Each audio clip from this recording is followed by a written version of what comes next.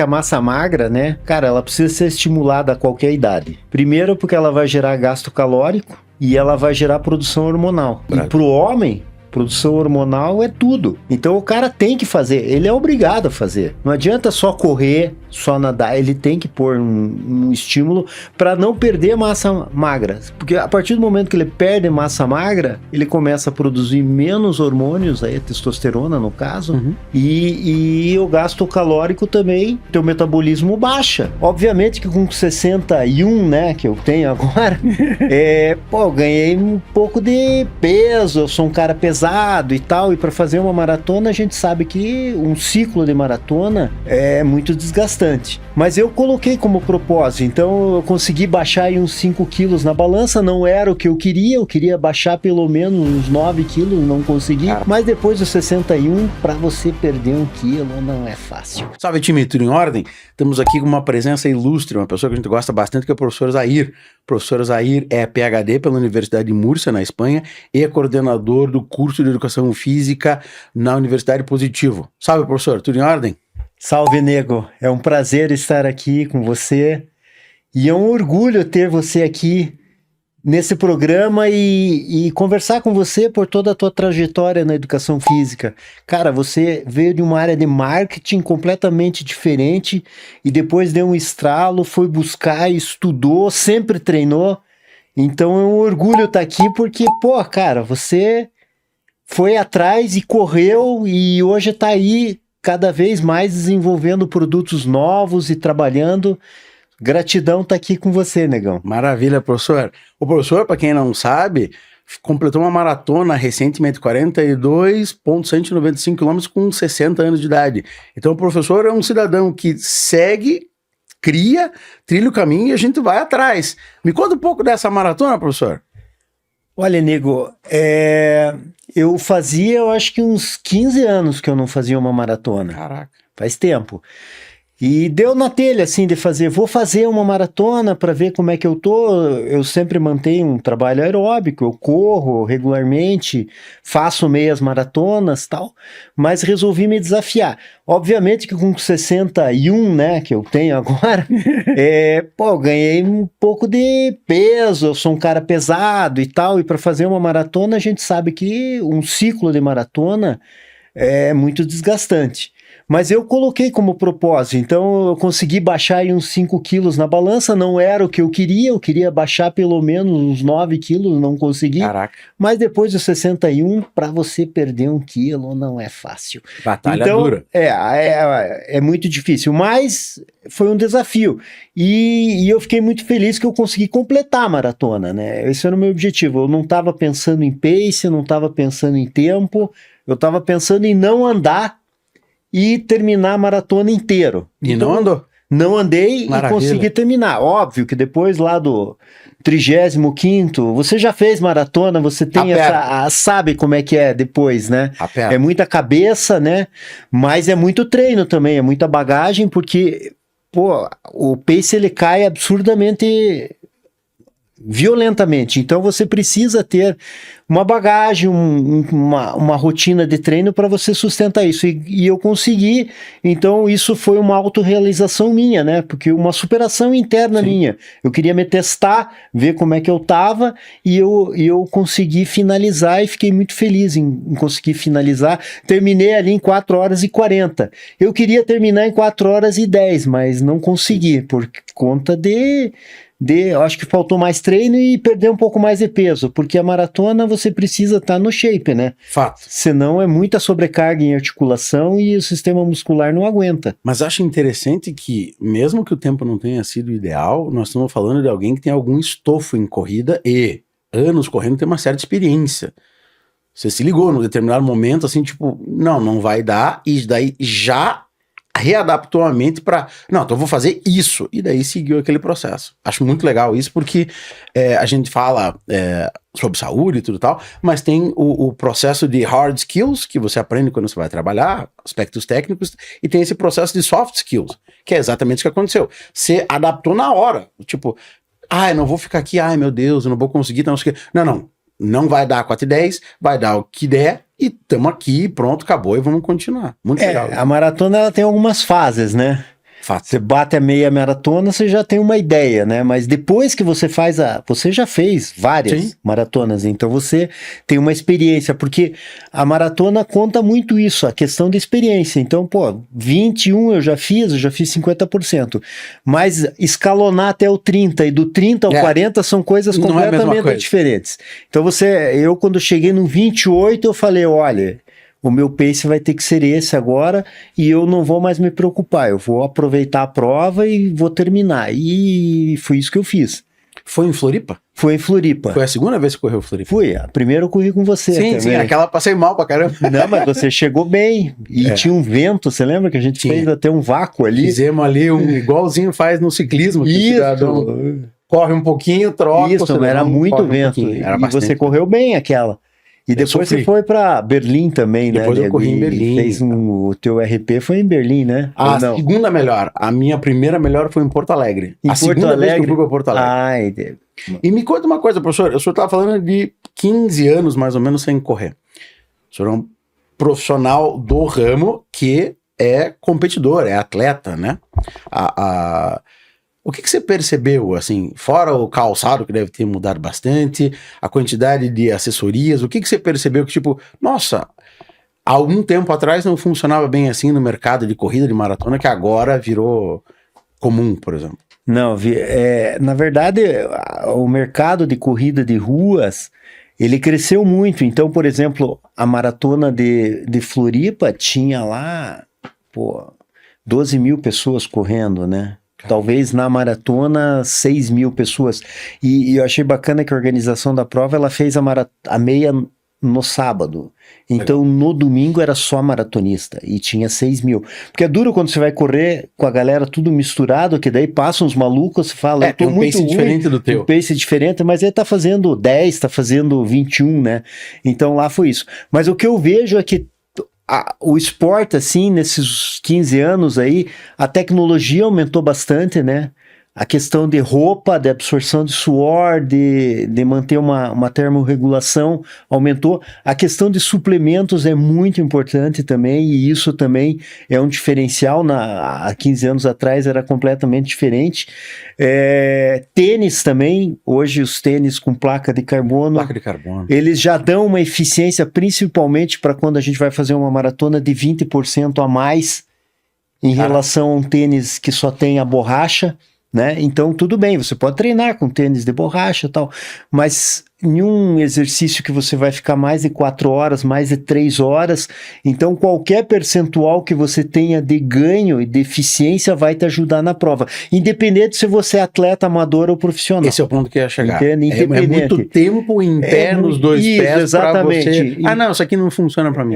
Tanto amador quanto profissional. O amador ele vai sofrer menos, porque ele vai reduzir ali tipo 20, 15%. Sim. Se ele tivesse com tênis que pode ser que ele quebre no final e não consiga terminar e ande. Sim. Pode ser esse gapzinho ali nos últimos 5 km, 6, que ele já está com as articulações judiadas pelo tempo que ele ficou fazendo exercício. E o movimento também de corrida, né? As assessorias cresceram bastante. Hoje você vai no Barigui, tipo, sábado, 8 horas da manhã, parece que é uma prova, né? De tanta gente que tem correndo, né? De todas as idades. Eu tenho ido bastante correr, então eu percebo esse movimento. E na própria universidade também. Eu tenho até um grupo de corrida lá, que eu montei agora. Cara, eu tenho quase 50 alunos nesse grupo de corrida, porque eles querem aprender, porque eles estão vislumbrando uma oportunidade de negócio. Então a corrida, esse combo aí teve um up, né? E hoje tem prova, 3, 4 provas cada dia, já virou uma profissionalização, né? Então o mercado tende a crescer aí, eu acredito que tende a crescer mais ainda com corridas ainda, né? Apesar de que ainda a corrida, mesmo com toda essa tecnologia, ela ainda é um esporte de baixo custo, né? Sim. Se a gente for comparar com outros esportes, né? Sim. Mesmo assim, mas vai ter o suplemento, o tênis, a roupa. Hoje as meninas vão correr, marca, top, sim, é o cabelo, é a maquiagem, é o protetor, a maquiagem que não escorre. Entende? Então são várias coisas, vários detalhes que, por exemplo, a minha esposa vai correr, ela leva meia hora, 40 minutos só para se maquiar e não sei o que, arrumar cabelo, blá, blá, blá. Bom, você pode acordar mais tarde, Eu então. acordo mais tarde e depois eu vou, né?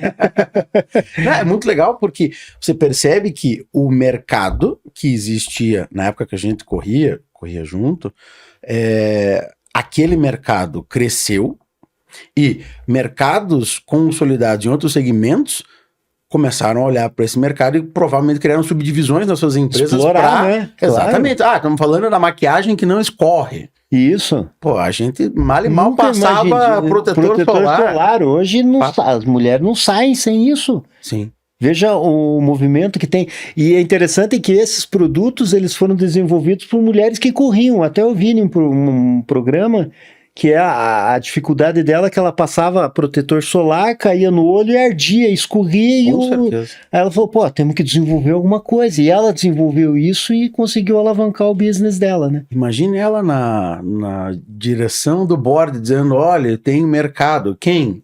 Não, eu. Daí o cara fala, porra, mas só você não é mercado. Teve que fazer um trabalho. Muito legal essa questão, porque as pessoas acabam colocando um pouco do que elas fazem fora do trabalho no trabalho. Então imagine o prazer que essa mulher deve ter tido de colocar esse negócio em pé e ver funcionar. E esses desafios, né? Por exemplo, a pediatra da minha filha, ela resolveu fazer a maratona. Mas ela é casada e tem uma criança pequena. Pô, ela teve que fazer um acordo com o marido. Sim. Pô, se eu vou fazer uma maratona, eu vou ter que no domingo, por exemplo, fazer um longo, vou ter que sair 7 da manhã, eu só vou voltar às 11. Você cuida da criança e faz o almoço? Então tem que ter uma parceria também, da família também, para aguentar um ciclo de um cara que treina maratona. Você já vivenciou isso, né? Sim, Isso daí as pessoas têm que dar suporte para você, senão você conta, mas você não dá para chegar mais cedo, você já não consegue, porque daí psicologicamente você fica refém das tuas obrigações, e daí você não tá liberto para poder treinar melhor. Olha, eu jamais vou me esquecer, a gente tá fazendo o meu Ironman inaugural, a maior distância, né? E tava treinando com um colega, daí ele falou, poxa, vamos fazer esse longo na praia. Daí eu aproveito e já fico com a minha, que virou a esposa dele e tal. Cara, eu jamais me esqueci, eu cheguei sexta-feira de noite na casa da praia do cidadão, e ela falou, olha, só queria te dizer que essa vai ser a última prova, que ele vai ser teu parceiro e tal. Falei, caraca, é um desgaste, a pessoa precisa entender, porque se ela vai fazer o longão, o clássico, Isso. 3 horas ou 30 quilômetros, o que vier antes, 7, 8, 9, 10, podre, vai chegar em casa às 11. Aí ela vai pegar, fazer o que ela tomar banho, isso, aquilo, ele vai estar super alegre para fazer o almoço do cara. Não, o cara tem que ser parceiro. Tem que ser parceiro. E tem que estar disposto, então tem que ter uma conversa prévia, né? Sim. Se você é sozinho, né, um lobo solitário, tudo bem, mas normalmente daí você não almoça, né? você dorme, acorda às 3 e vai lanchar. É isso aí. Mas é um ciclo desgastante, é um ciclo... A prova em si é festa, né? Porque você chega, tá cheio de gente, aquela energia, adrenalina, mas o que vem antes... Mas isso é bom, porque você treina muitas coisas, né? Além do teu corpo, né? É um processo muito maior do que só treinar. É o que eu vivo falando, o esporte é microcosmo da vida. Quando o cidadão percebe isso, fica muito fácil. Mas eu só queria tocar num ponto que é bem divertido. Eu tô treinando um cidadão na questão de força, não na questão de planilha, de corrida e tal. E ele falou, pô, nego, cara, você faria de volta?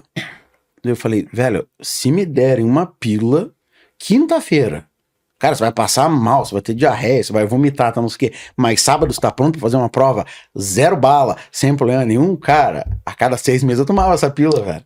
Com certeza eu ia fazer de volta. O problema não é o dia, como você bem citou, o dia é uma festa, o dia é uma maravilha. Sim. Até quando chove é legal.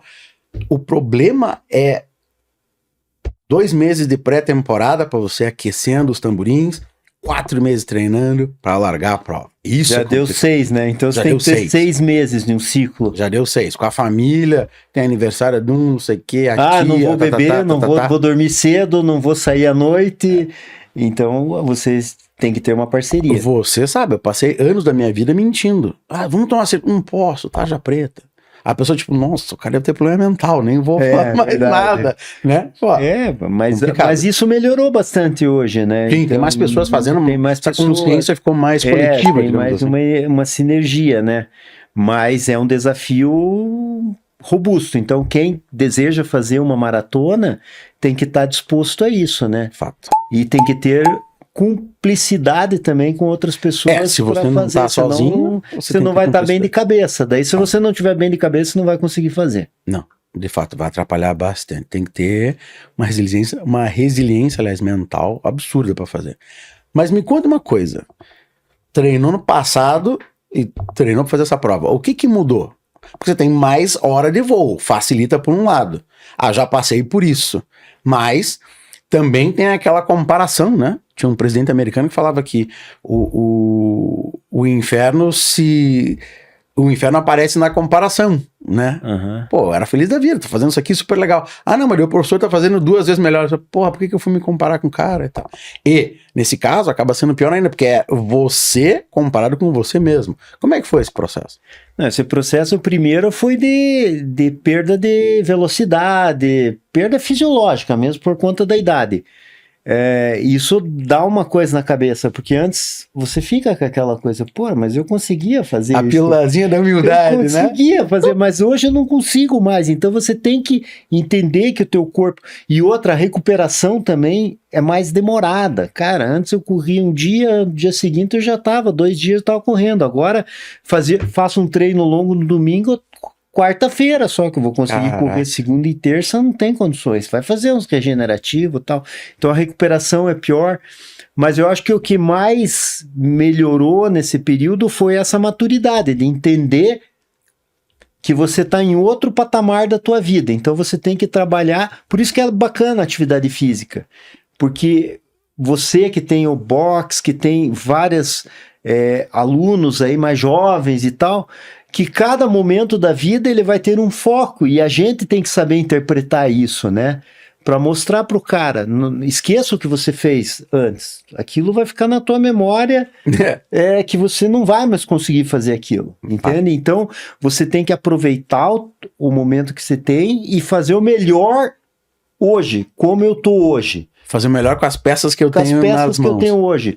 E aí compete, é que a gente meio que somos meio autodidata do nosso treino, porque a gente tem informação para isso.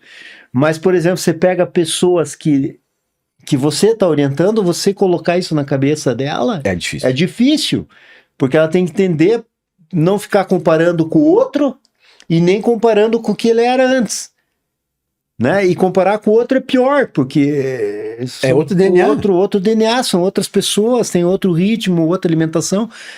Então, isso que é a sacada, você poder colocar na cabeça da pessoa que ela tem que fazer o melhor e se sentir feliz fazendo o melhor com o que ela tem hoje. Né? E tá saudável, né? Porque o meu objetivo...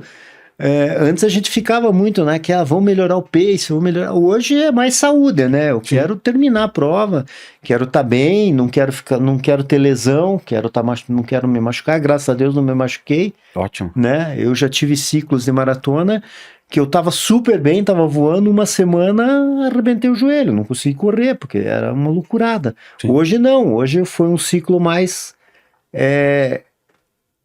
calmo, assim, porque eu sabia que eu tinha que terminar a prova, então isso foi bom. Mas correu um longo no sábado, só foi correr quarta-feira? O senhor colocou alguma coisa no meio do caminho, fez um fortalecimento?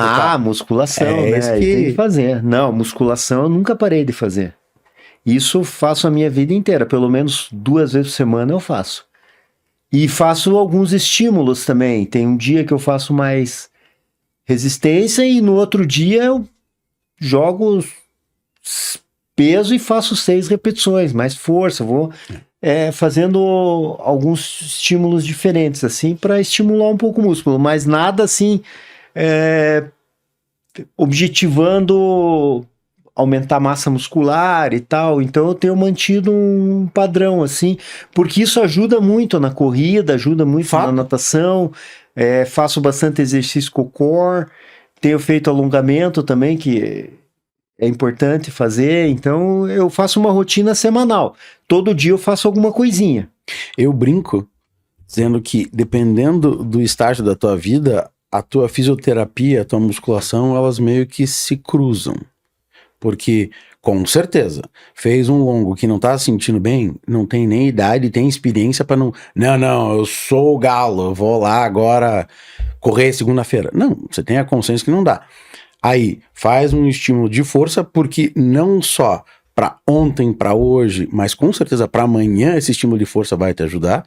Eu tava falando esses dias sobre o maior preditor, um dos maiores preditores da qualidade da tua velhice é o teu poder de agachamento. Claro. Pela simples questão de que você vai no banheiro, vai convidar alguém para ir no banheiro contigo? Não, você quer ir sozinho. E a ideia é da mobilidade. Estou aqui, vou levantar, vou até lá. Então, acho que os anos vão passando, os treinos de triatlo e natação reduziram um pouco, a corrida reduziu um pouco, o crossfit reduziu um pouco, que eu conheci numa janela que eu já era um pouco mais velho, e treinamentos resistidos, que daí a gente tem no seu ápice a maromba, propriamente dito, é o que tem completado mais a minha semana. Ah, mas você faz alguns treinos de maromba com elástico. Fala assim, eu quero ter atenção constante no negócio. Eu já peguei e já deixei meu ego lá do lado de fora. Quer saber o máximo que eu já agachei, o máximo que eu já fiz de supino? Eu te conto, mas não é importante para mim agora. Exatamente como você falou. Num determinado momento da minha vida foi importante. É legal hoje? É, mas assim... Também do outro lado da história. Pô, ficou faltando 3 quilos para chegar a 130 de supino. Ficou faltando mais 10 quilos para chegar no clube das 100 libras. Que é quanto que você faz de levantamento de terra, quanto você faz de supino e quanto você faz de agachamento. Eu tenho as costas aparafusadas, eu só consigo fazer agachamento frontal. Já perdeu 20% do que eu consigo levantar de cara. Sim. Então, tipo, pô, poderia ter feito tal, não sei o quê, mas... De novo, é o que a gente estava falando há pouco. Você trabalha com as ferramentas que estão na tua caixinha de ferramenta. Você tem aquilo, você faz com aquilo. Se você não tem, você não adianta. É que a gente fala que a massa magra, né? Cara, ela precisa ser estimulada a qualquer idade. Perfeito. Primeiro porque ela vai gerar gasto calórico e ela vai gerar produção hormonal. Ótimo. Pô. Bem lembrado. E pro homem, produção hormonal é tudo. Sim. Então o cara tem que fazer, ele é obrigado a fazer. Não adianta só correr, só nadar, ele tem que pôr um estímulo para não perder massa magra. Porque a partir do momento que ele perde massa magra, ele começa a produzir menos hormônios, aí, testosterona no caso, e o gasto calórico também, o teu metabolismo baixa. E você normalmente nessa fase da vida, você já não tem mais aquela mobilidade que você anda todo dia, não sei o que, você mais senta, sofá, se alimenta bem, pô, teu equilíbrio energético vai ficar positivo em relação ao que você consome, você vai ganhar mais. Pô, mas eu não consigo emagrecer, eu tô fazendo atividade. Cara, você tá gastando pouco mas em relação ao que você come, criança. Mas você citou um negócio muito importante que é o que eu... Tem uma galera mais velha entrando no box agora. Não, mas você veja, professor, lá no passado eu conseguia, tal, não sei o que, tarefa. Bom, primeiro que no passado você provavelmente comia mal. Sim. O cara, como assim comia mal? Velho, você não tem o mesmo poder aquisitivo em 1985 que você tem hoje. Então, hoje você se cuida melhor do ponto de vista de, cara, porra, vou comer matambre? Não, hoje eu vou comer uma carne, assim assado. Então, como você tem um pouco mais de posse, fica um pouquinho mais difícil. Pô, eu tinha que andar 3 quadras para pegar o ônibus. Hoje você sai da tua porta, liga a chave do carro, que é teu, que você pagou, tudo certo, não sei o quê, e você vai. Então, não existe só apenas um processo cronológico disso, mas um processo socioeconômico que atrapalha. Sim. Que a pessoa acha que, não, mas eu fazia isso no passado. Não, mas você não fazia do mesmo jeito. Não fazia. Eu sinto isso na minha vida, porque em 2019 eu me aposentei do Estado. Queira ou não, eu ia para o Estado e dava aula de educação física, então eu ficava de pé. Se mexendo com os alunos o dia inteiro. No reloginho, se tivesse, ia dar quanto tempo você ficou em pé e tal. Cara, hoje, essas horas, eu tô sentado. Ou eu tô trabalhando administrativamente no positivo, ou eu tô sentado no computador em casa. Então, com certeza eu engordei. De 2019 para cá, e realmente, claro que daí eu controlei a alimentação e tô fazendo atividade para não estourar na balança, né? Mas então, você é um cara que sabe isso. Imagina um cidadão que era engenheiro, que não tem essa consciência. Sim, então, mas pô, eu trabalhava de pé, me movimentando o dia inteiro, agachando, pegando bola, pegando material, o dia inteiro.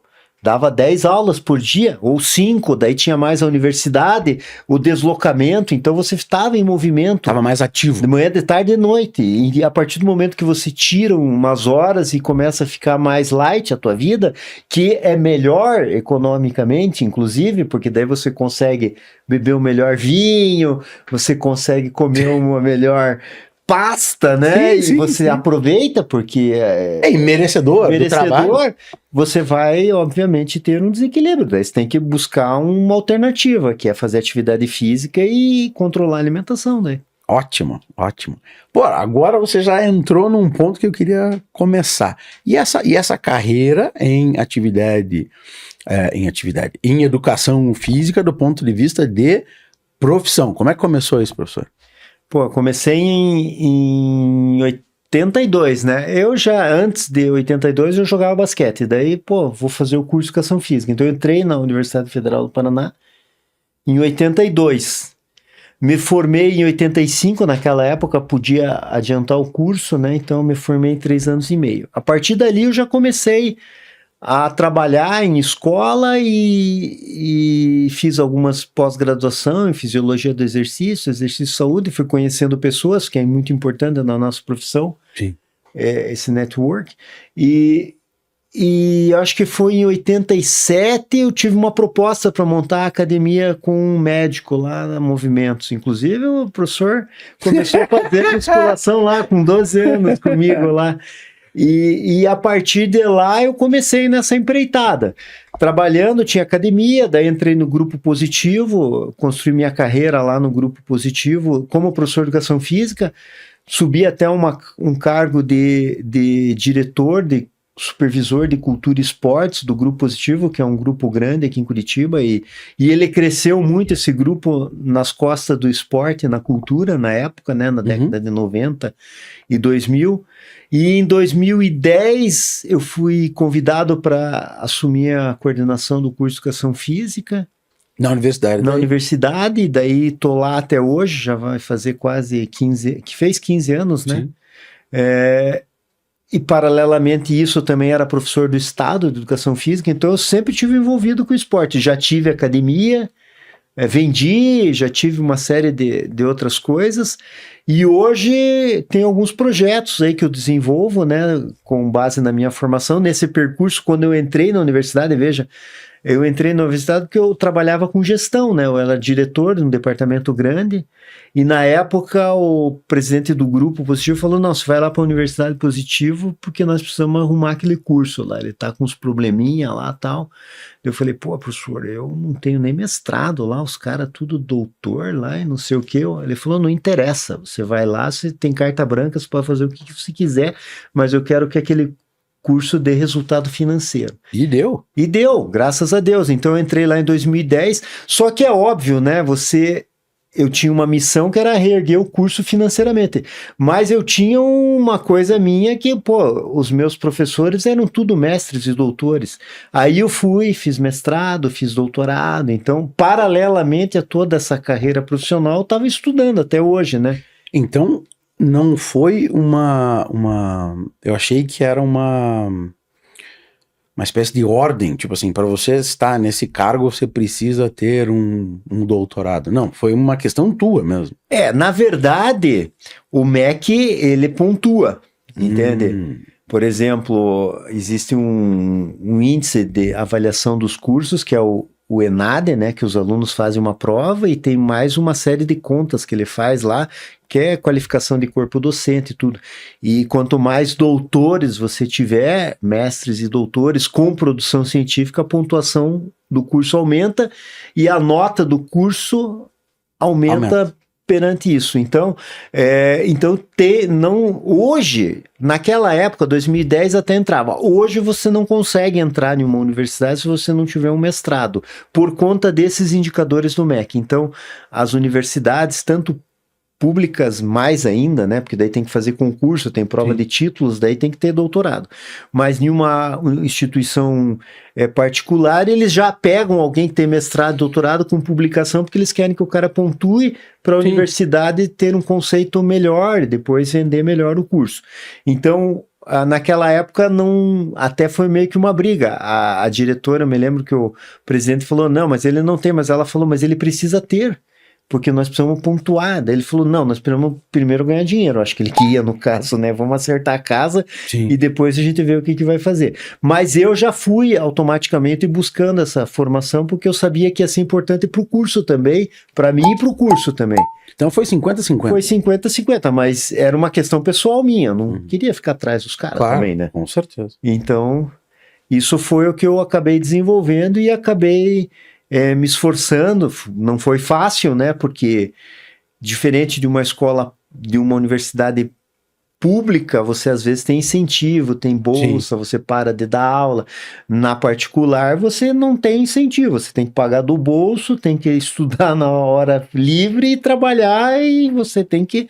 Mas foi um desafio e, graças a Deus, consegui terminar, né? Sim.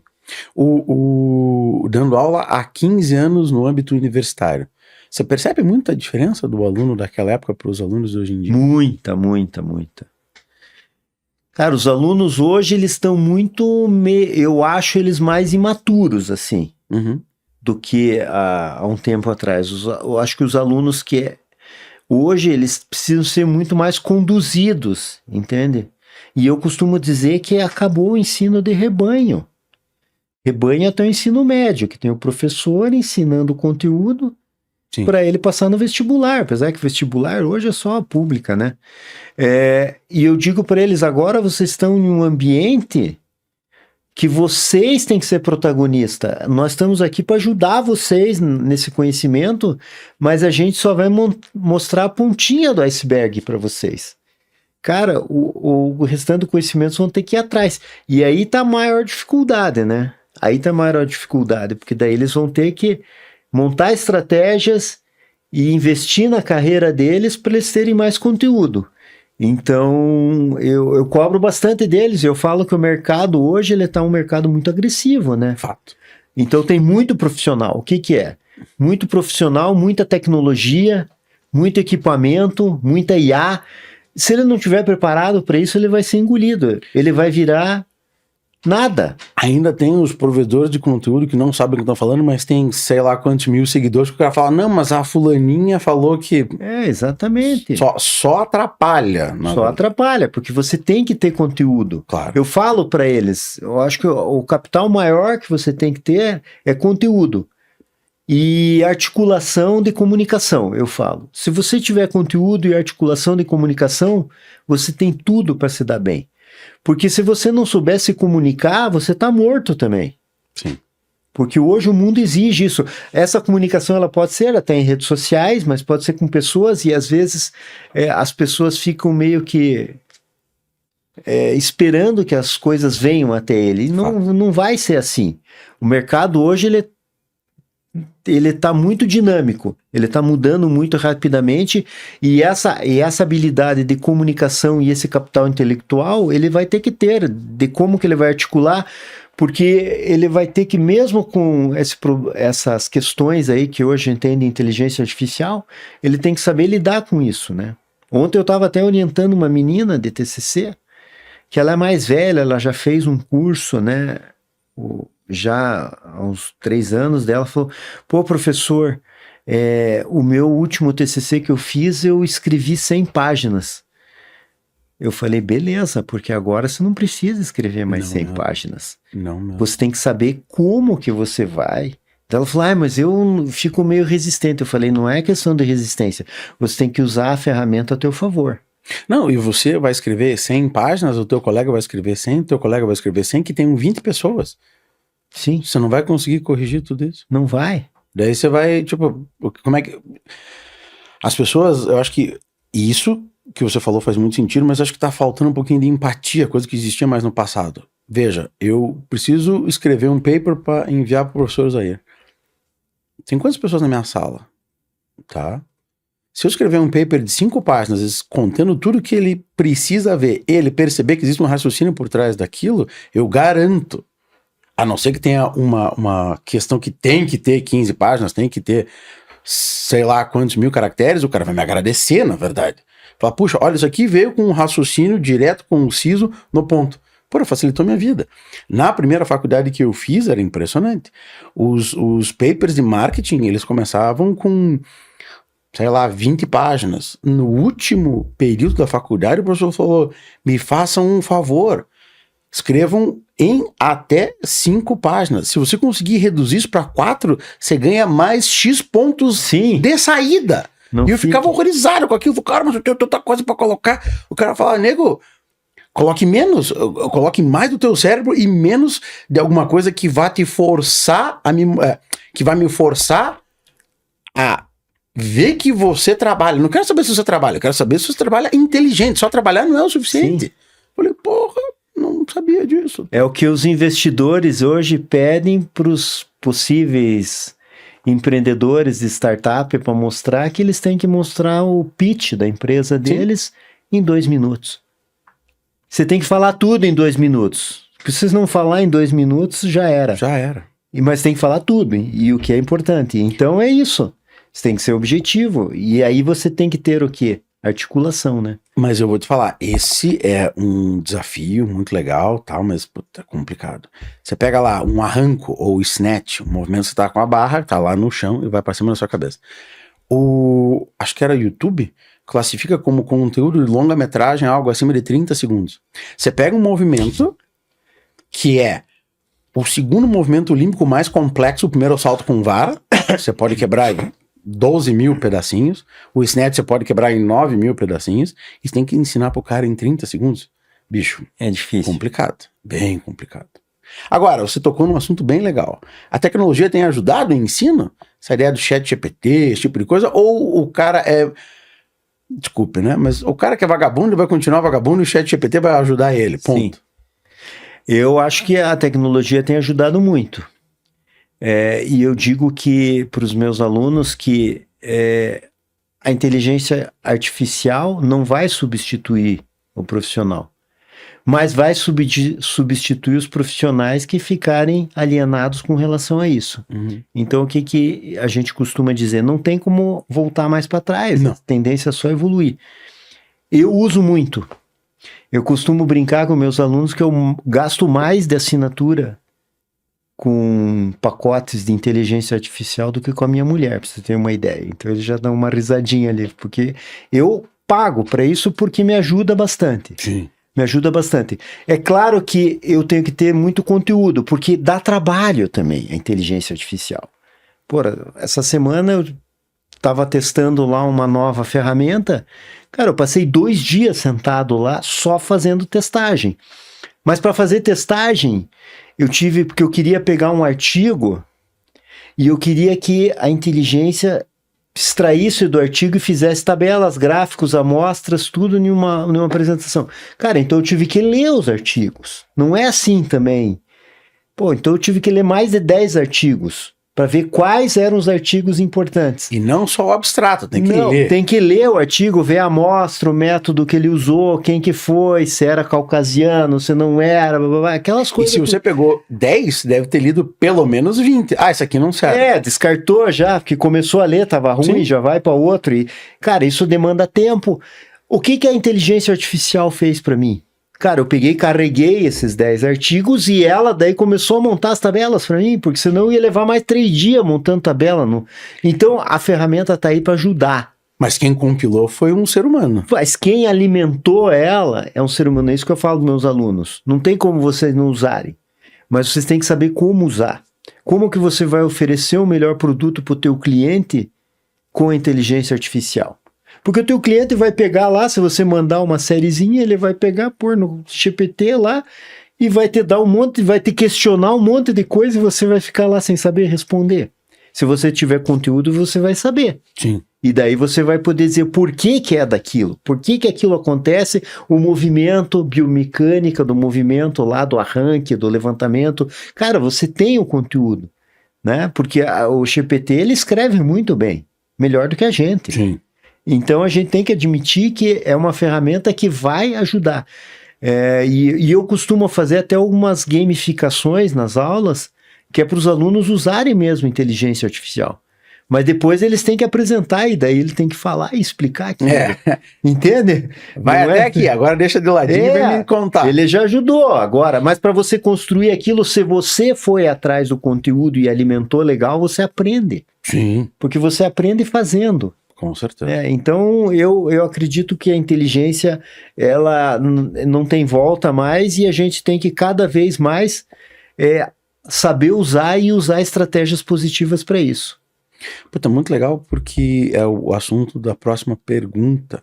Houveram algumas modificações também do ponto de vista do que o MEC deseja. Porque na minha época você tinha, não sei se isso mudou ou não, mas você tinha que fazer um estágio em piscina, em natação, por causa do tamanho da costa do Brasil, faz total sentido e tal.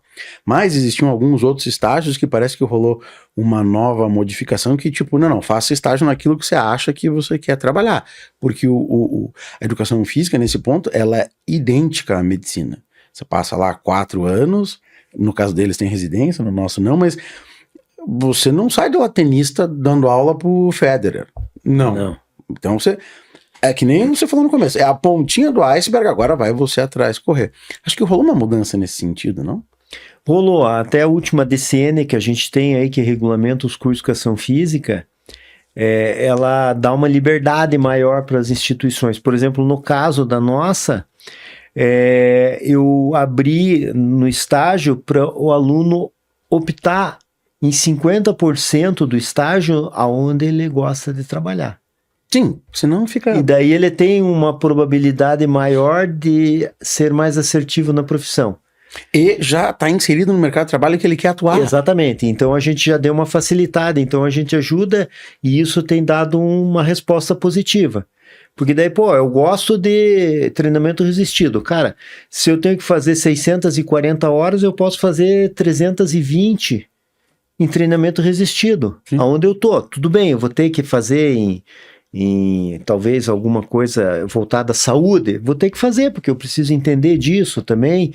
Então, a gente consegue dar um maior ênfase no que ele quer. Porque hoje você tem que estar muito disposto a fazer e tem que estar afim do que você vai fazer. Não adianta você ficar na universidade fazendo uma coisa que, eu não vou usar isso. Muita coisa você não vai usar mesmo, mas é que é meio generalista a universidade, né? Faz parte de um currículo, é generalista. Mas você tem que afunilar mais pro que o aluno quer. Mas eu achei interessante porque eu tenho visto isso no box também, né? Na minha academia, no box. O cliente tá ficando mais velho. Então... Se você está trabalhando com um trabalho com processos resistidos, treinamento resistido, aí daí tipo, não, mas eu tenho que ir lá no negócio da terceira idade, pasme, o teu cliente vai envelhecer. E se você fizer um bom trabalho, ele vai querer envelhecer do teu lado. Sim. Tem alunos que são 3, 4 anos comigo.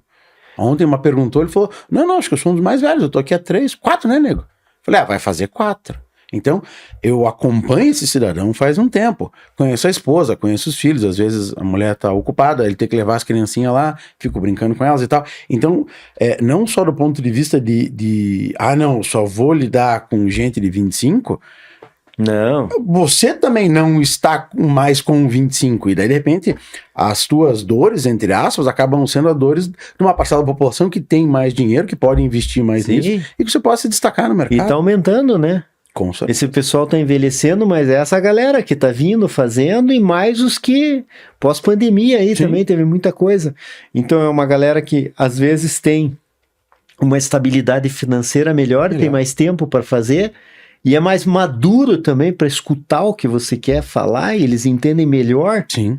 Do que às vezes o jovem ele tem muito rompante, eu quero testar, porque o outro fez, fica muito na comparação. Sim. E as pessoas mais velhas, eu costumo dizer que eu falo que longevidade é um oceano para vocês explorarem, cara. Fato. Só que tem que ter conteúdo. Volto a dizer, não adianta. E eu pego no pé porque eu acho que o profissional de educação física, ele é muito devagar ainda. Ele é muito devagar. Fato. Por exemplo, você terminou a tua graduação, você não pegou o teu CREF e sentou no trono, agora eu sou profissional. Sim. Cara, você fez pós-graduação, montou o teu negócio, você está estudando, você está conversando com pessoas. Cara, você está evoluindo. A maioria dos profissionais de educação física, ele pega o CREF e senta no trono. Sim. Senta no trono. Diferente dos caras de fisioterapia, nutrição, medicina, esses caras estão atrás do conhecimento o tempo inteiro. E eu falo isso. Pô, a gente luta para fazer um curso às vezes. Pô, você investe, traz cara bom, paga o cara. Cara, vai lá, não lota o auditório, cara, não lota, e às vezes o preço é barato. Aí você pega um curso de fisioterapia, os caras pagam R$2.000 na inscrição e lota. O que ele vai tirar pelo preço que ele tá pagando não é caro, é valor. É isso valor, que às vezes não é um entende. absurdo, é um absurdo. Por isso que eu digo que o nosso profissional, e eu falo isso para os meus alunos, vocês perdem mercado, perdem porque vocês não estudam, vocês são preguiçosos. Eu falo isso. E é verdade. É verdade. É duro porque é a nossa profissão, mas tem que ser dito. O nosso profissional, ele está muito aquém dos outros profissionais da área de saúde na questão de conhecimento. E assim, você tá numa ponta que eu acho muito nobre, afinal de contas, você está preservando bons níveis de saúde daquela pessoa. E não, agora que você tá ferrado, que é o outro lado do espectro da saúde, agora o médico vai te atender. Eu acho que tem duas coisas nesse ponto que, pô, muito legal. No meu ponto de vista pessoal, eu já me formei com 40 e poucos, então, Sim. Quem que é esse velho que tá, tipo, eu precisava criar conhecimento de forma mais rápida que o menino que tem 20, que tem toda uma vida para fazer isso. Mas, concordo com você, porque na minha turma tinha uns velhinhos que nem eu, e essa galera ficou junto, e é para fazer trabalho, em quanto tempo a gente precisa, e professor, se a gente tá acertado, não pode sair mais cedo. Cara, eu saí algumas vezes da faculdade mais cedo, porque a molecada, que não era molecada, né, os caras mais velhos, estavam lá para fazer acontecer. Então, nego, o que você vai fazer? Cara, falar sobre isso, aquilo. Cara, isso aqui tá mais para você. Você quer apresentar? Pode deixar que eu apresento. Apresentar, não sei o que, a professora gostou, tá tudo certo, eu posso ir embora. Pô, pessoal, vocês puderem assistir os outros, mas sim. Então tá bom. Então vamos sentar. Que também é outra coisa, né? Existe uma parceria, por ser um pouco mais velho, com os professores. Tipo, pô, uma vez a pessoa falou sobre um negócio de CrossFit completamente torto, porque ela não tinha acesso àquilo, e ela acabou a explicação e me olhou, nego, tô certa. Fala, puta, professora, não é bem assim, mas eu entendo o contexto e tal. Então eu não ia tirar a autoridade dela, mas também não ia mentir. Teve humildade de aprender. Mas ela teve humildade. Às vezes não sabe mesmo. Exatamente. Ninguém sabe é normal, tudo. exatamente. Claro. Exatamente. E esse é um lado. O outro lado da moeda é justamente isso, né? Levando em consideração que você está no lado nobre do processo de bem-estar, seria tão mais interessante se você fizesse esses esforços para chegar mais pronto no mercado, para evitar esse outro lado, que facilitaria muito a tua vida. E tem um terceiro ponto nessa história que a gente é um pouco mal visto, especialmente quando você sai, assim, tipo, um médico novo que tá fazendo transplante capilar, ele tem um nível de autoridade. Um moleque que saiu, que fez curso, que, pô, foi um garotão com a mesma idade e tal, não sei o que, super empenhado, as coisas que aconteciam na faculdade, ele fez, tal, não sei o que, ele não tem o mesmo respaldo. É verdade. E eu falo isso para meus alunos, você tocou em um ponto importante, porque eu falo que a nossa função, ela tem um grau de importância tão grande, porque ela vai evitar que você vá para o médico e vai evitar que você vá para o fisioterapeuta. Exatamente. Então, se você fizer o teu trabalho bem feito, você tem um grau de relevância na escala da escola de saúde que a gente fala, Sim. Muito importante. Porque você é o cara que previne. Porque o médico já pega o cara com problema. E é tão mais o fácil fisioterapeuta também, pô, ele já sabe. Pô, você fez uma cirurgia no joelho, arrancou o menisco, não sei o que, você vai ter que fazer isso. Cara, você vai ter que cuidar, o profissional de educação física, da saúde, do coração, do peso, da gordura, da diabetes. Tudo você vai prevenir, pô, cara. Então veja a importância que a gente tem nesse contexto de saúde. A gente é muito mais do que... A gente não pode ficar com aquela síndrome do pobrinho... Do patinho feio. Do patinho feio. Cara, a gente tem que encher o peito e dizer, não, é a gente que previne o cara para ele não chegar no sistema de saúde com problema de fratura de osso, prótese de colo de fêmur e vai morrer por causa daquilo. Sim. Então é nós que somos os caras da vez. É isso que eu falo para eles. Tem que empoderar os caras também. Com Mas certeza. eles têm que ir atrás do conhecimento. E eu percebo nisso porque às vezes eu tô ali com a barriguinha no balcão e aparece a pessoa e tal. Aí, poxa, quanto que custa? Tá, não sei o que, tá. Daí a pessoa já começa a fazer o cálculo com a Smart Fit. Esses dias, estava lá com a nossa recepcionista, tá, não sei o que. Eu falei, eu já sei o que você tá pensando. Custa caro. Então vem aqui. Passamos um pouquinho assim, ela viu toda a minha parede do conhecimento com todos os cursos, tá, não sei o que. Você acha que isso daqui não tem um peso, levando em consideração que você vai estar lá na Smart Fit, vai ter 16 pessoas tentando... Nada contra a Smart Fit. Não, é o modelo É o modelo de negócio deles. Agora, vai ter 16 pessoas tentando fazer a máquina do qualquer coisa, enquanto você vai ter uma aula aqui com 8, 10 pessoas, que é o modelo do negócio do meu box, menos gente, e onde eu vou saber o teu nome, com o passar do tempo eu vou saber com quem você é casada. Saber tua evolução, tá, não sei o quê. Se você acha que isso é pagar demais, tudo bem, eu entendo o teu lado. Se você vai num local que você de repente não tem a mesma atenção, ou que você fica quicando em locais que as pessoas não te conhecem, o que vai acontecer? É capaz de você desenvolver algum problema, que seja dos menores, Sim. Um problema articular. O que você não tá pagando aqui, você potencialmente pode pagar em outro lugar. Em remédio e médico. Aí a pessoa, oxa, eu nunca tinha pensado por esse lado. Então, claro, precisamos tirar a síndrome do patinho feio dos nossos futuros educadores físicos, nossos universitários, mas também é necessário desmistificar algumas questões que aparecem na cabeça do consumidor. Porque o consumidor chega e fala, não, meu médico falou, eu vou fazer. Ele não sabe. Esses dias, cara, muito legal, eu falo isso e fico arrepiado. A senhorinha minha, atleta de 70 mais anos, falou, nego, você não bota... Ela é meio braba, assim. Nego, você não bota fé, eu briguei com o meu médico. Falei, nossa, dona fulana, o que aconteceu que a senhora brigou com o seu médico? Não, eu tô com uma dor nas costas.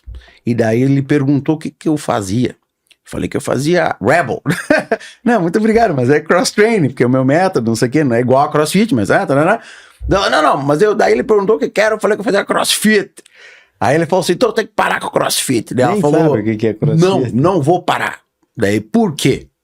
Porque olha só, o seu meu coach que me falou, uma senhorinha falar coach é bonitinho, né? Mas ele chegou e falou, eu vou lá, não vou de carro, vou lá no mercado, trago 2 sacolas, tem que subir a escada, põe a sacola no chão, tiro a bolsa do negócio, pego a chave, abro a chave, puxo a sacola do chão, entro, coloco a sacola no chão, fecho a porta. Não sei o que. Eu fiz 3 levantamentos de terra. Aonde que o que eu faço lá é errado, que não sei o que. Cara, a senhorinha de 70 anos de idade... Já tá articulando conhecimento. A senhorinha de 70 anos de idade colocou em xeque-mate o médico. O cara não sabia o que dizer pra ela. Sim, se não é a faz filha... treinamento funcional, né? Sim, se não é a filha... Com ela tinha levantado e ido embora. Porque ela contando e eu olhando... Porque as duas treinam juntos, mãe e filha. Ela contando e eu olhando pra filha. Cara, ela falou, nego, se eu não seguro, ela ia embora. Tipo assim, não serve, que não sei o que. Então, existe essa ideia desse empoderamento, acho que é super válido e tal, mas também existe esse processo de desmistificação, que aquele cara Isso, é o cara e o detentor do saber, né? Tipo, o que ele fala, eu tenho que obedecer porque ele tá em uma autoridade maior. Sim. Não existe isso. E às vezes eu acho que isso, eu agradeço horrores ter me formado e ter começado a trabalhar com a idade que aconteceu, porque, pô, tô com uma dor aqui. Mas onde que é essa dor? Não, veja, assim assado. Tá, acho que aconteceu aqui. É mesmo. Mas o que você fez no final de semana? Não, daí tinha lá a chácara do fulano, tá, não sei o que, ele me pediu pra ajudar a carpir um troço, tá. Ah, legal. Faz o gestual de como é que você fez o movimento. Ai... Será que você se machucou aqui mesmo?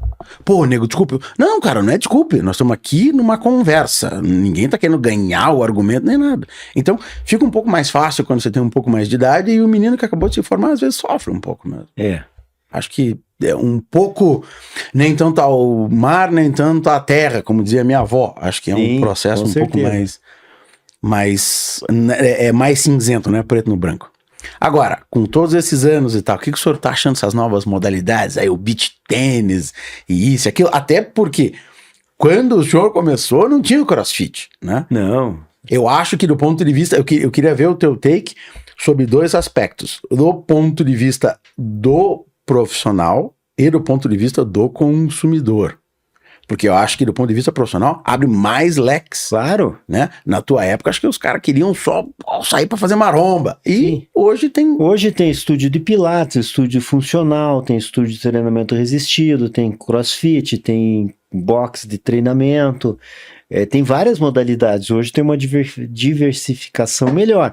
E eu acredito que isso é benéfico, porque você abre mais opções às pessoas que querem fazer, né? Então, se eu não quem quer trabalhar e quem quer consumir. Se eu quero mais personalizado, se eu quero mais social, cara, escolha o que você quer. Então, tem bastante mercado, abriu muito, que nem você falou.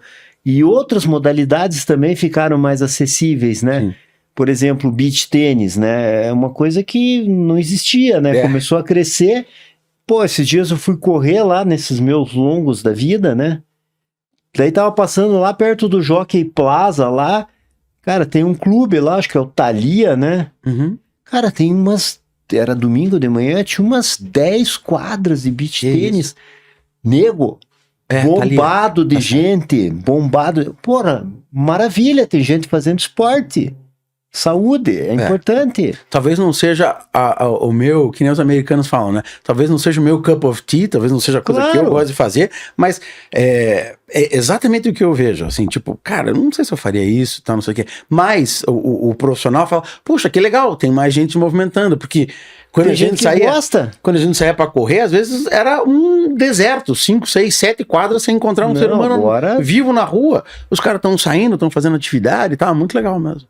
Então, acho que mais atividades, mais oportunidades, mais leque de opções para as pessoas fazerem atividade física. Porque daí o cara que também vai fazer o beach tênis, se ele começa a se aperfeiçoar, cara, eu preciso fortalecer.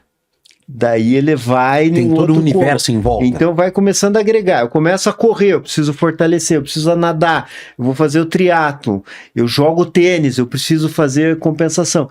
Então todos esses esportes... você acaba abrindo mais leques, então a teia vai melhorando. Para nós, profissionais de educação física, isso é importante. E para o consumidor também, né? Porque ele tem mais opções de achar uma atividade que lhe agrade, né? Tanto fisicamente, como psicologicamente e socialmente, e daí ele pode ter uma assertividade maior e perpetuar mais tempo na atividade, né? E a partir do momento que ele vai gostando, ele vai buscando os periféricos também, que é da educação física também, né? Mercado nosso, né? Eu perdi um aluno pro beach tênis, mas o cara teve a umbridade e falou, pô, professor, o que você acha? Tá, não sei o que. Eu falei, cara, muito bom.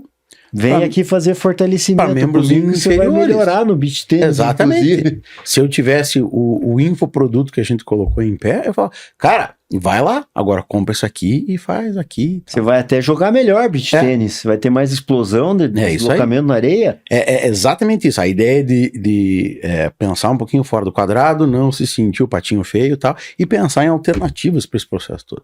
Agora, professor, tem um negócio muito legal que eu queria que o senhor discorresse um pouco, que é a sua incubadeira, é isso? É, uma startup, né? Uma startup, desculpa, na verdade, uma startup. O que aconteceu aí de uns anos para cá, desde aquela história lá que eu comecei a fazer mestrado e doutorado, eu fui caminhando para o ramo da genética e performance física. Então, o meu mestrado eu fiz com lutadores, né? Então, eu fiz com o pessoal da Confederação Brasileira de Judô, uma galera de peso, e comecei a me envolver nisso.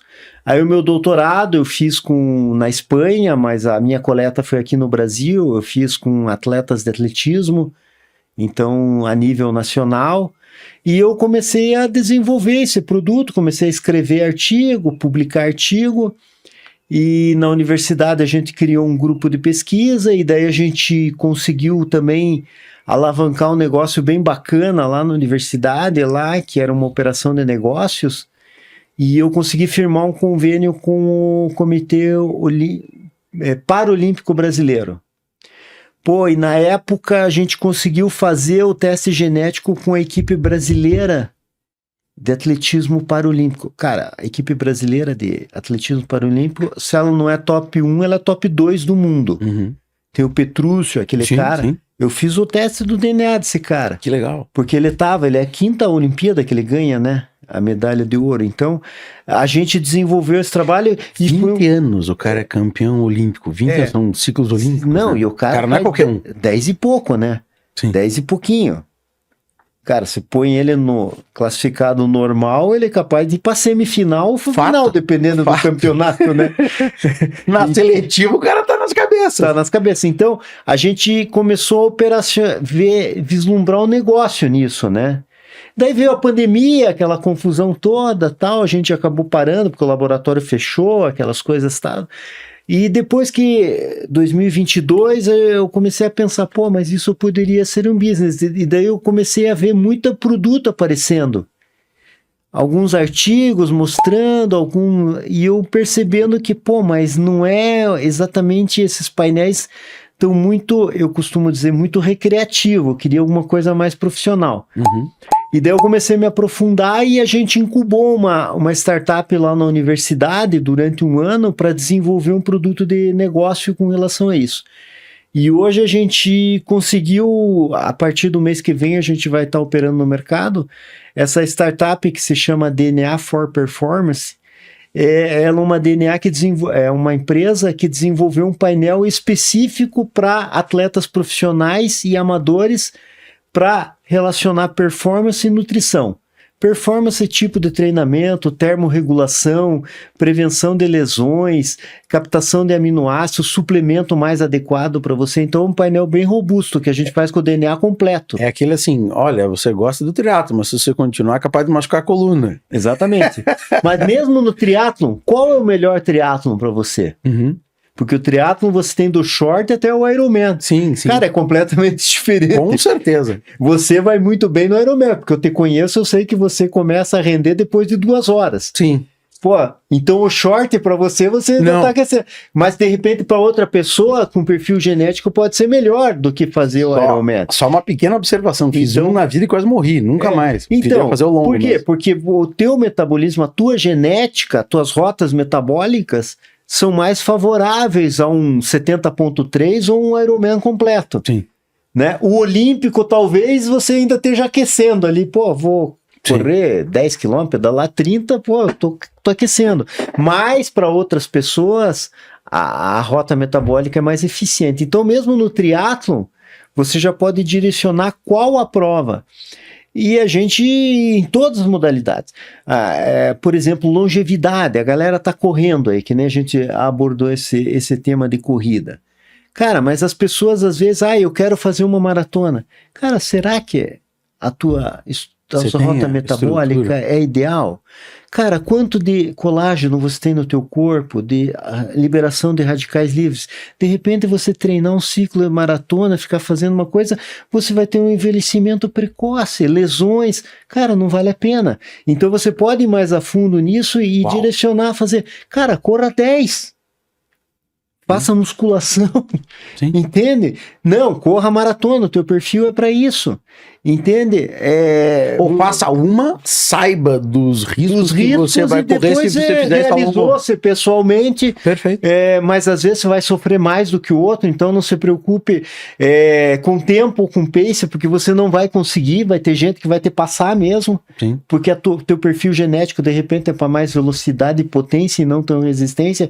Então isso despertou. Então a gente desenvolveu, eu e uma colega minha que é nutricionista também, ela é doutora na área aí de nutrigenômica. Então, cara, a gente começou a estudar e desenvolvemos esse painel. A gente acredita que é uma tendência nova agora, mas veja, isso eu costumo dizer, e eu tenho conversado com meus alunos, já fiz curso com eles, já apresentei, não é excludente, viu? A genética não é para selecionar e excluir. Ela vai ajudar a gente a buscar novas metodologias e novos treinamentos para as pessoas, para ela ter uma qualidade melhor no treinamento. Eu não vou dizer para você, nego, que nem você falou, pô, de repente eu quero correr uma maratona, é um desafio, eu não vou dizer, cara, não corra uma maratona porque não é para você, eu vou excluir você da maratona. Ou pegar um esporte de futebol e dizer, cara, você não dá para o futebol. Não é isso. Né? Então, a genética ela vai servir não como diagnóstico. Só saiba que você vai ter essas intempéries, esses desafios, se comparado com o Joãozinho aqui do lado, que nasceu para isso. Não, e a gente tem uns projetos bem bacanas ali na DNA. Eu tenho um outro professor lá que ele desenvolveu uma IA, porque ele faz algumas bactérias para o agronegócio, para combater um fungo que combate as pragas, essas coisas. Ele fez um pós-doc lá na Universidade Federal do Paraná, e ele desenvolveu uma nova bactéria aí também. Então ele patenteou essa bactéria. Uau. Então, cara, só que ele desenvolveu uma IA que consegue fazer o sequenciamento total da bactéria e achar as lacunas para poder criar uma outra bactéria. Cara, eu falei para ele, e dá para fazer isso com o ser humano? Né? Porque daí você sempre tá pensando em umas coisas malucas, porque daí ele falou, olha, professor, se eu tiver um supercomputador que consiga rodar aí 6 meses o DNA e você pegar só, por exemplo, triatletas de 70.3 e Ironman, eu tenho 100 DNA desses caras e deixar rodando lá, eu vou estabelecer um painel genético e patentear um painel genético só para isso. Caraca. Só que, obviamente, precisa ter recurso, equipamento, mas são coisas no futuro que podem acontecer na genética, né? Sim. E você traçar perfis para determinadas modalidades. Então a gente está pensando aí, mas hoje a gente tem mais os painéis desenvolvidos pela gente, que são painéis robustos, pegam mais de 700 mil genes, é o exoma completo, daí tem uma IA poderosa, a gente tem todos os genes são certificados, a gente fala que tem uma curateria de cada gene, né? Ele tem uma pesquisa robusta atrás, por que você usou esse gene, quais as evidências científicas, então é um painel bem completo, assim, né? Ele não seria recreativo.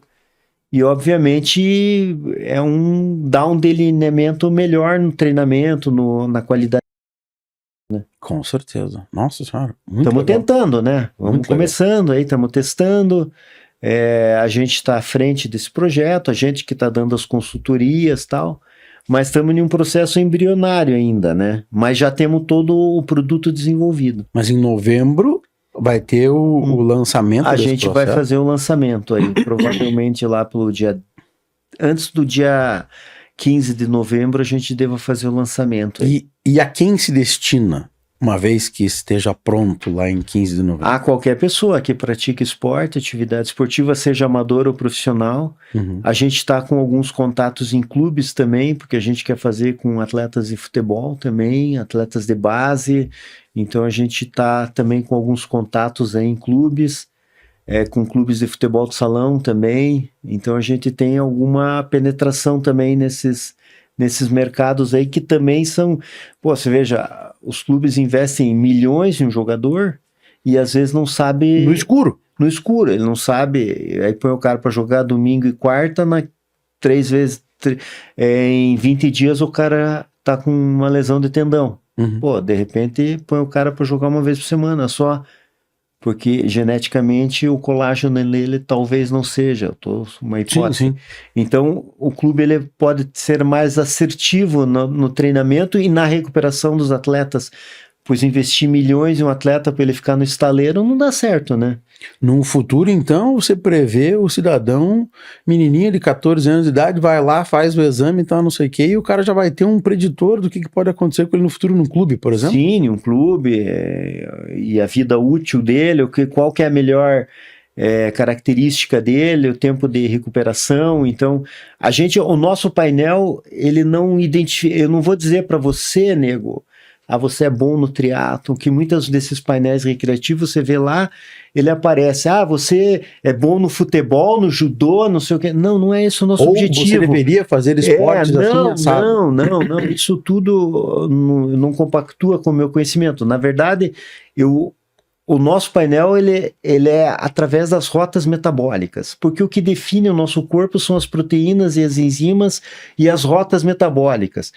Se você tem uma rota metabólica aeróbica mais forte, uma anaeróbica de potência lática ou de fosfocreatina mais rápida. Então é entender qual a rota metabólica. Por isso que deu trabalho para fazer o nosso painel, porque a gente teve que pegar todas essas proteínas e enzimas da rota metabólica e ver quais os genes que produzem essas proteínas, para daí identificar os genes, para depois fazer um score para ver quais são os genes mais importantes. Então, foi um trabalho de rota metabólica, diferente. Então, se eu dizer que a tua rota metabólica é de potência e força, você pode fazer 30 esportes de potência e força. Sim. Porque você foi moldado para aquilo, geneticamente.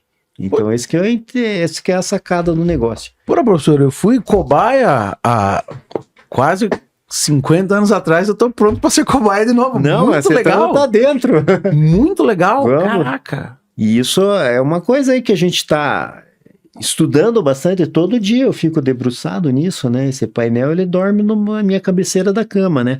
Às vezes eu acordo de madrugada com uma ideia, já começo a escrever, Sim. quero pesquisar para saber. Então a gente construiu isso na base do que a gente sabe, mas muita troca com bastante pessoas, né? E eu acho que é um caminho bom aí. Pô, muito bom. Para trabalhar em cima disso. A capacidade de vislumbramento futuro, e eu que não estou inserido no processo, porra, é gigantesca. Tem um estudo que tem um gene, por exemplo,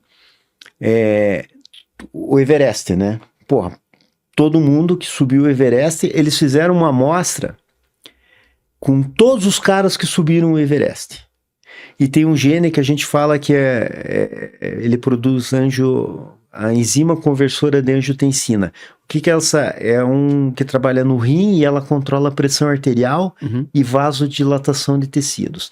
Então tem um genótipo que a gente fala que é o II, que é mais para resistência porque ele é mais vasodilatador. O cara fez um estudo com 100 alpinistas que conseguiram subir o Everest. 100% dos alpinistas eram homozigóticos para essa... Que loucura. Então, se o cara não tem esse perfil, o que acontece? Pô, 7.000 metros de altitude, o oxigênio é escasso. Total. Então, ele precisa estar geneticamente com vasodilatação para poder ter um sistema aeróbico eficiente, porque cada moléculazinha de oxigênio que entrar vai produzir energia. Porque, para você subir 50 metros a 7.000, é a mesma coisa que você correr 20. Exatamente. 20 quilômetros de esforço, a sensação de esforço. Então, o cara que não tem esse genótipo e de repente tem o DD, que é para força, não consegue subir porque não absorve oxigênio. Veja a importância da genética, né? Sim. Então, isso é um diferencial. Então, claro que muita gente subiu, né? Não foi feito o teste com todo mundo, mas aquela amostra representa 100%. que todos têm esse gene, né? Para subir o Everest. Por quê? Porque vasodilatação, mais captação de oxigênio, e lá em cima esses caras precisavam de oxigênio. Com certeza. Então é um troço meio louco, assim, né? Mas é bacana de você descobrir isso, né? Uau. E essas associações que a gente fez para montar o painel, né? Que loucura. Bom, professor, o senhor tem mais o que fazer. Queria fechar aqui perguntando Não, tá muito pro senhor. bom o papo. Pô, muito bom mesmo. Podemos fazer um round 2 qualquer hora. O que é saúde pro senhor, professor? Pra gente fechar aqui, que o papo foi muito elucidativo. Eu acho que saúde, eu vou fugir um pouquinho daquele conceito lá, o MS, né? Que é o clássico, né? Eu acho que saúde é você estar bem com você mesmo, né? Feliz, porque daí você vai conseguir fazer as coisas que você gosta. Porque eu acho que saúde você tem que fazer as coisas que você gosta e ter prazer no que fazer. Então, atividade física, alimentação, o sono, o teu social, eles têm que estar tudo equilibrado. Se você estiver equilibrado, você vai ter saúde. E atividade física, hoje, a gente tem falado muito em saúde mental, né? E a atividade física, ela, digamos, é o núcleo disso. Porque hoje a gente percebe que o movimento muscular, ele produz algumas citocinas importantes, né? Fato. Que hoje já se sabe, né? que tem plasticidade cerebral, melhora conexões sinápticas, melhora a produção dos hormônios da felicidade, que é a endorfina, a noradrenalina, a dopamina, que deixa uma pessoa mais leve, a pessoa dorme melhor, recupera melhor o sono, tem um humor melhor. Então, a atividade física hoje, como saúde, é o diferencial. Então, para mim, é você estar bem para você poder fazer atividade física e desencadear a sua saúde e viver tranquilo. Eu acho que esse é o... Outro nível de resposta, muito bom. Eu acho que é isso, cara. Se você estiver bem, você vai conseguir fazer as suas coisas e respeitar teus limites também, né? Sim. Tá nas redes, professor? Quer deixar aí um... O meu é @ZairNeto, mas eu ainda não sou muito de redes, a gente precisa produzir mais coisa. Agora com a DNA a gente vai começar a produzir conteúdo. Com certeza. Falar, a ideia é a gente, cada postzinho, falar de um gene, falar do painel, explicar para as pessoas entenderem isso, mas eu sei que eu preciso me cutucar um pouquinho mais, mas as redes estão aí. Então aí, Zair Neto, é isso. Zair Neto com 2 T's, né? Com 2 T's. Professor, muito obrigado pelo seu tempo, maravilhoso o papo. Esperamos encontrá-lo de novo para continuar, porque rende muito mais coisa. Imagine daqui a 2, 3 meses, quando a DNA for Performance estiver em pé mesmo. Daí a gente vem falar só de genética. Exatamente. E trazer uns cases. Aí eu quero aprender. Vamos ver o teu case de sucesso. Eu quero ver o teu DNA também, para ver aquela questão da maratona. Maravilha. Que você renda depois dos 20K, né? Combinado, então. Muito obrigado, Nego, pela oportunidade. Eu que agradeço. Muito feliz de estar aqui com vocês. Maravilha. E poder participar desse momento aí. Maravilha, muito sucesso para vocês. Obrigado. Salve, pessoal. Esse foi mais um episódio, como vocês puderam ver, bem esclarecedor, bem elucidativo. Se você gostou desse conteúdo, cara, faz um favor pra gente, cara. Dá um clique aí, dá um like, porque isso vai auxiliar o algoritmo a entender que esse conteúdo é bacana e ele vai tentar expor para mais pessoas. Não custa nada para vocês e para nós ajuda um monte. Valeu.